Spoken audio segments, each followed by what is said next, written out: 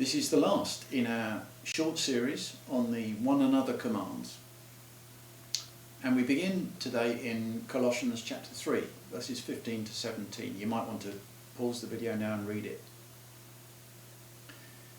You notice that, as we saw previously with encouragement, teaching is a high-spec job. Let the peace of Christ rule in your hearts. Be thankful. Let the word of Christ dwell in you richly. So teaching and admonishing God's people isn't done from just any old standpoint. We read Romans chapter 15 and verse 40. What is Paul convinced about in the church at Rome that will mean that they are competent to instruct one another? Right. They are full of goodness, complete in knowledge, and that is competent. So no biggie. So why don't all of us now excuse ourselves right away from any kind of responsibility for teaching on the grounds of incompetence, since we know we're neither full of goodness or complete in knowledge? You might want to pause the video and discuss this. Well, if we are wanting to find an excuse note to get us off this particular one another command, we might feel that we can turn to a passage like James chapter 3 verses 1 to 12 for support. But it turns out James is addressing the issue of who takes on the role of teacher in a church, and he's warning that it must not be assumed presumptuously. On the other hand, there's Jesus' instructions to the disciples in Matthew 28 verses 18 to 20. This is the Great Commission. Does this not apply to us? I don't think we can have the I am with you always to the end of the age without also having the teaching them to obey everything I have commanded you. And then again, how are we to keep in step with the Holy Spirit and not teach, given that John 14, 25 and 26 clearly tells us Holy Spirit will be about teaching and reminding. Not teaching, it seems to me, is not an option. I think actually those last two passages do give us an insight into how Paul can possibly be convinced that the church at Rome is full of goodness and complete in knowledge. He's never met them, but he knows that God is at work in them. They, in Jesus, filled with the Holy Spirit, are full of goodness, complete in knowledge, and competent to teach. Otherwise, of themselves, incompetent.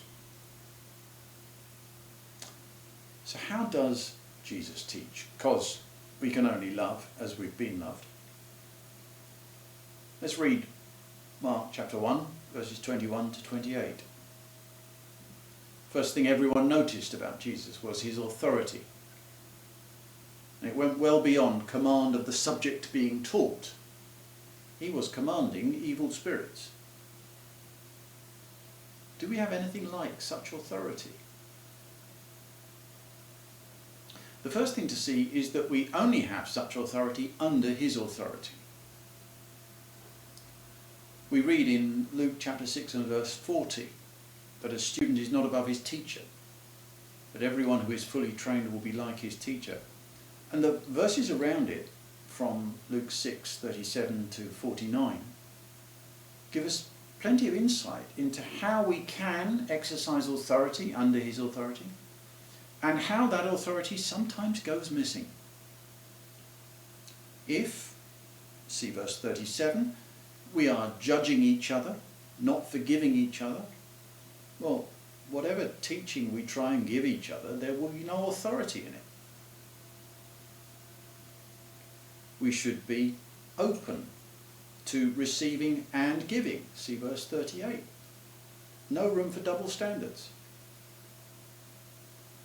No hypocrisy, verses 41 to 45. We have to be who we really are. And of course, verses 46 to 49, he is Lord. And we can't teach that unless we're obeying him ourselves. Let's now read Mark chapter 4 verses 1 to 20, because here Jesus is teaching about himself and also about his teaching and its reception. That's actually the first point to be made. The content and purpose of our teaching is unique. It's not a subject that we teach. We're about making Jesus known. So how can we teach in such a way as to make Jesus known? Let's consider the parable. You wouldn't choose parable as a teaching tool if you wanted to get a class of 8-year-olds through their SATs test, would you? And you wouldn't choose it for all the reasons that are implicit in the parable itself. In 3 out of the 4 instances mentioned, the seed bears no fruit. You can't afford that if you're trying to get 8-year-olds through a SATs test. But 3 out of the 4 times the sower sows the seed and it doesn't bear fruit. But then in 1 instance alone, the fruit is abundant. Jesus allows people to fail to understand him. He does not do that thing that we sometimes do when we want to reassure ourselves, you know, that, well, at least they can't say they've never been told. So we load them with examples and explanations and answers to all sorts of questions that they've never asked in their lives, and pin them down and then wonder why nothing seems to take. Meanwhile, Jesus is saying, he who has ears to hear, let him hear. If we are introducing people to Jesus, it can't be a case of ramming facts about him down their throats. They have to be themselves with him from the very beginning. And that means if we tell them something before they're ready to hear it, we won't be doing them a service. And the parables protect the hearers from this danger, and they teach in a way that engages an active response. Think about the different types of soil in verses 4 to 8. How have you seen these at work in yourself? Notice that Jesus doesn't say the seed or the sower is to blame for the localized crop failure.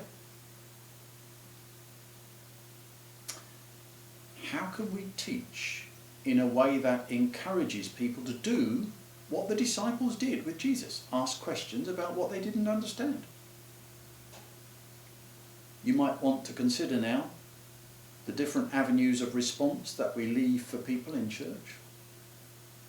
The altar call, the ministry time after the service. You might want to ask, how one-on-one can we teach as Jesus does? Is it really all about learning how to win arguments? How are we best prepared with what to say? In the meantime, if you have been, thank you for joining in.